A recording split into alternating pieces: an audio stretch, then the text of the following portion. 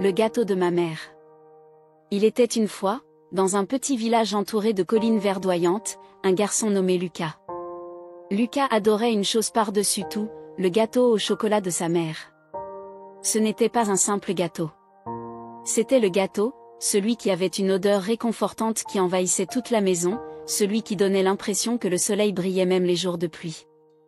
Chaque dimanche, c'était la tradition, sa mère préparait son célèbre gâteau, et toute la famille se réunissait autour de la table pour le déguster. Mais un jour, un gros problème survint. Lucas, mon chéri, annonça sa mère, je dois partir pour une journée et je ne pourrai pas faire le gâteau ce dimanche. Lucas ouvrit de grands yeux.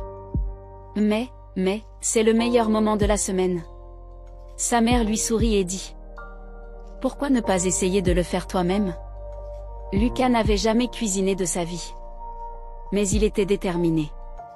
Le dimanche matin, Lucas entra dans la cuisine avec le carnet de recettes de sa mère. Il posa le livre sur la table et lut les instructions avec attention. Farine, sucre, œufs, chocolat.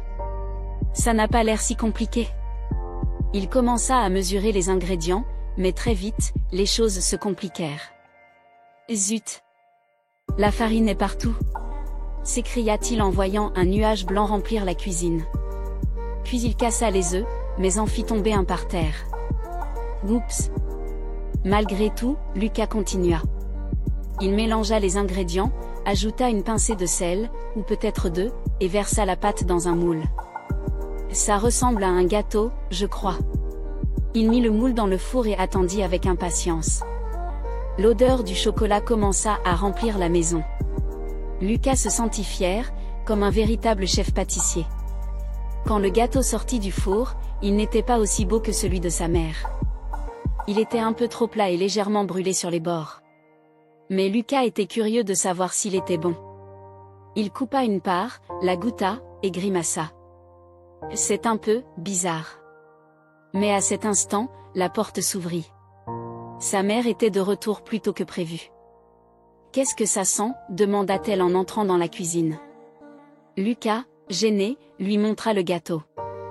J'ai essayé de faire ton gâteau, mais je crois que ce n'est pas une réussite. Sa mère sourit et goûta une petite part. Il n'est peut-être pas parfait, mais tu as mis tout ton cœur dedans. Et c'est ça qui compte le plus. Ensemble, ils décidèrent de recommencer. Cette fois, sa mère lui montra comment bien mesurer les ingrédients, mélanger la pâte doucement, et surveiller le four. Quand le deuxième gâteau fut prêt, il était moelleux, doré et sentait délicieusement bon. Tu vois, Lucas, la cuisine, c'est comme la vie. Parfois, on fait des erreurs, mais si on persévère, le résultat en vaut toujours la peine. Lucas apprit une grande leçon ce jour-là. Ce n'est pas la perfection qui compte, mais l'effort, l'amour et le plaisir de partager quelque chose avec ceux qu'on aime. Et à partir de ce moment, chaque dimanche, Lucas et sa mère préparèrent le gâteau ensemble. Les enfants, cette histoire vous a-t-elle donné envie de cuisiner?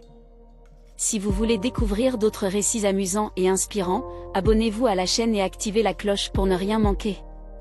Et dites-moi en commentaire, quel est votre dessert préféré, et aimeriez-vous apprendre à le préparer?